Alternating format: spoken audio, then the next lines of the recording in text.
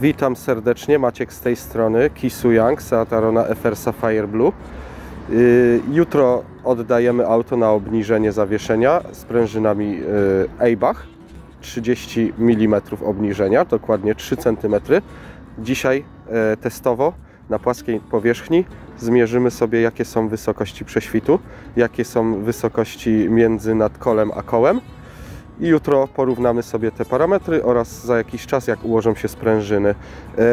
W celu pomiarów będzie potrzebny tutaj mój mały pomocnik. Cześć Nikodem. To zaczniemy może od pomiaru prześwitu w tym miejscu. I jest to do progu, do końca progu 24 cm. Teraz zmierzymy tutaj z tyłu. I jest to do progu również 24 cm. Następnie zmierzymy prześwit od opony do nadkola. To jest około 6,5 cm. Następnie zmierzymy z przodu. Koła są wyprostowane w pozycji idealnie prostej. Następnie z przodu jest to wysokość około 6,5 cm. Prześwit z przodu sprawdźmy.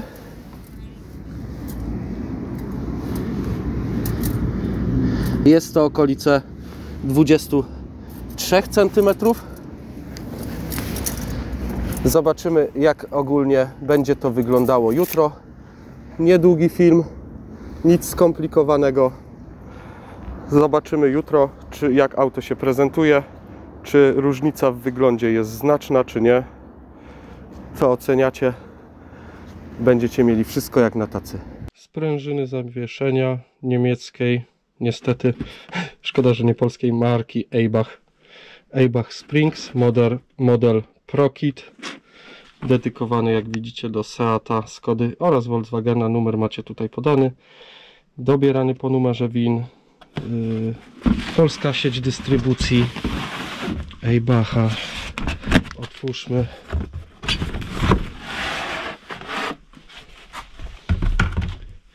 Wyglądają następująco. Instrukcja.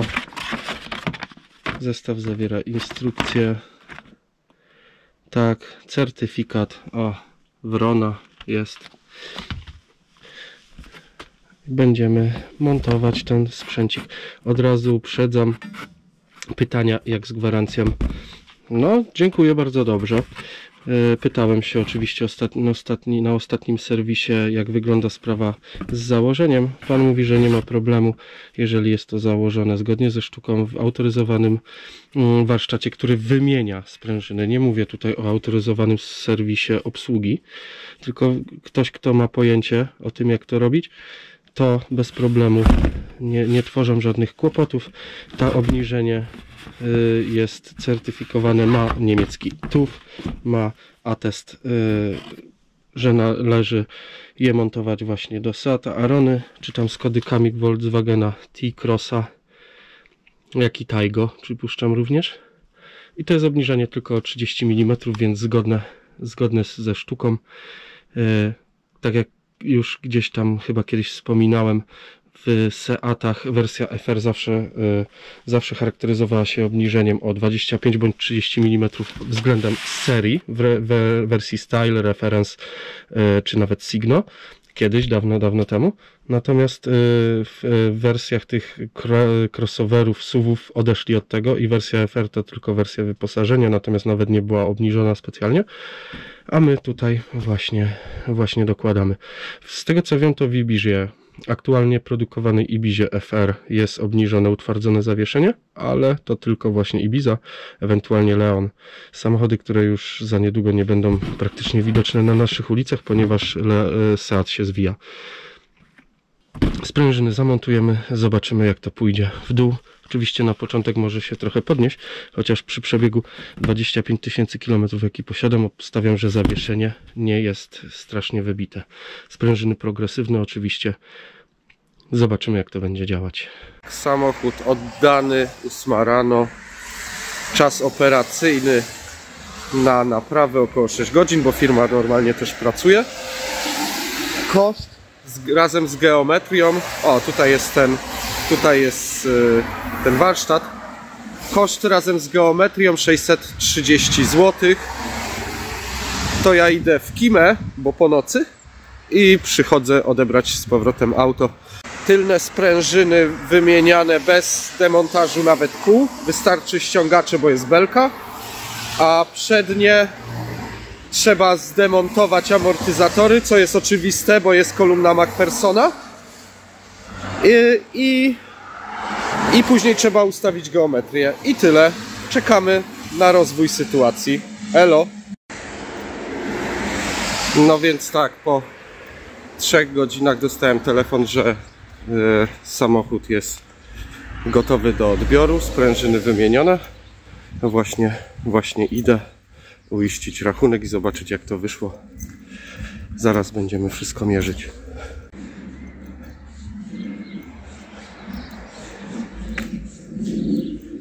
No.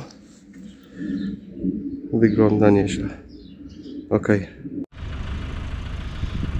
No i tu już jesteśmy po zabiegu obniżenia zawieszenia. Tak, wiem, też mi się wydaje, że nie za wiele widać. Natomiast z przodu jest zauważalna różnica tutaj w prześwicie. Z tyłu jest trochę mniej.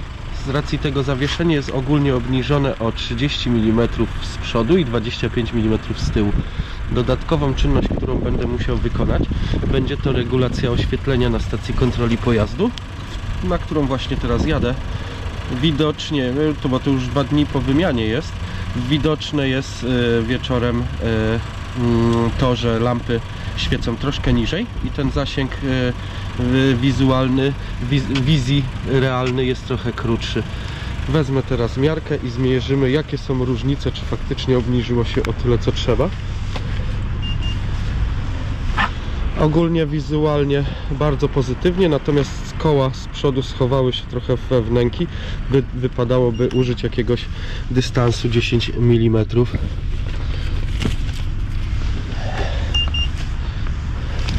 No więc tak, zacznijmy od pomiarów może tutaj. Dzisiaj niestety jestem sam bez pomocnika mojego, bo się szkoli. Więc tak, zacznijmy od tego. I tutaj mamy około 5,5 cm, 5,5 cm. Będą podane oczywiście te drugie wyniki. Z przodu, jak widzicie, jest dużo mniej.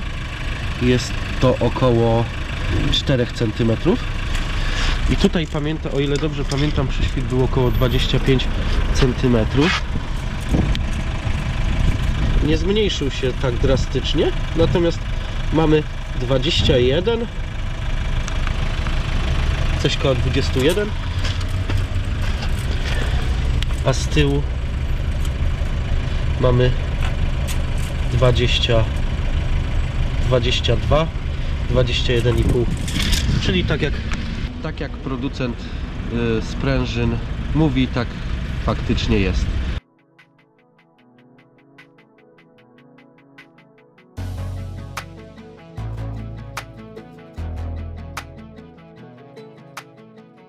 Samochód, jak widzicie, nie jest najczystszy, natomiast luku to dodało.